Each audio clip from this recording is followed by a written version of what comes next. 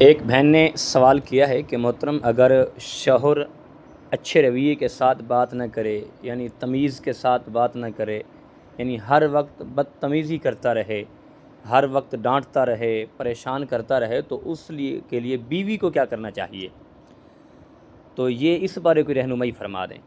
جی السلام علیکم ورحمۃ اللہ وبرکاتہ۔ بہن نے بہت اچھا سوال کیا ہے، اور ہمارے معاشرے میں بہت سی ایسی چیزیں ہیں جو پائی جاتی ہیں، لیکن ہمارے لوگ بڑے پریشان ہوتے ہیں۔ معاشرے میں بہت سے لوگ دیکھے ہیں جو اس معاملات میں بڑے پریشان ہیں۔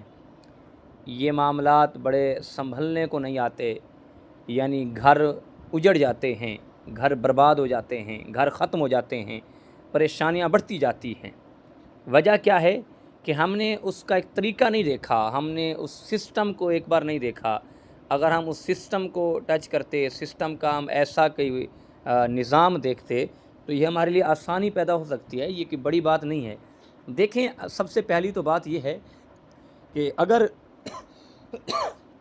شوہر بدتمیزی کے ساتھ بات کرتا ہے، اگر وہ بدتمیزی پہ اترتا ہے، تو آپ اسے پیار دیں، آپ اس سے اچھا اخلاق دیں۔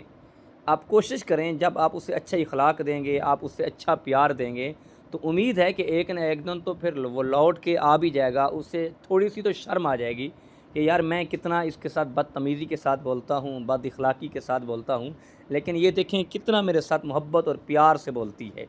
یعنی جب وہ آپ کے ساتھ بدتمیزی کرے، تو آپ اس کے ساتھ پیار کی باتیں کریں، میٹھی میٹھی باتیں کریں اس سے، آپ اس کے ساتھ نرم لہجہ استعمال کریں۔ اگر آپ وہ بدتمیزی کرتا ہے، آگے سے آپ بدتمیزی کریں گے، تو یہ گھر سنبھلنا مشکل ہو جائے گا، یہ مسائل بڑھتے جائیں گے۔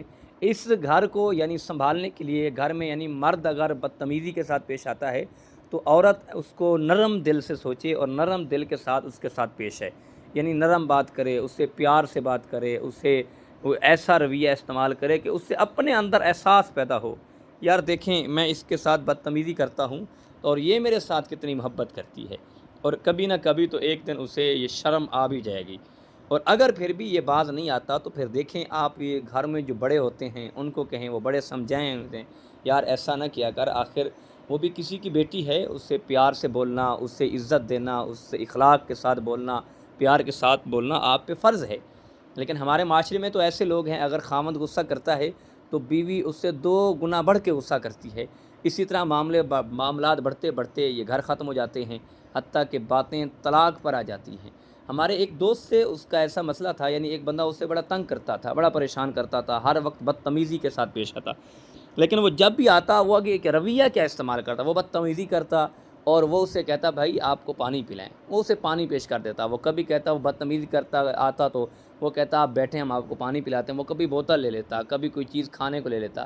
2 4 8 15 دن اس نے بدتمیزی کی۔ جب اس نے یہ رویہ دیکھا، یار میں اس کے ساتھ بدتمیزی کرتا ہوں، تو یہ دیکھیں یہ میرے ساتھ کیا کر رہا ہے، کبھی میں بدتمیزی کرتا ہوں یہ مجھے پانی پلا دیتا ہے، میں بدتمیزی کرتا ہوں یہ مجھے بوتل پلا دیتا ہے، میں بدتمیزی کرتا ہوں یہ مجھے کچھ کھلا دیتا ہے، تو یار میں بہت کوئی غلط تو نہیں کر رہا۔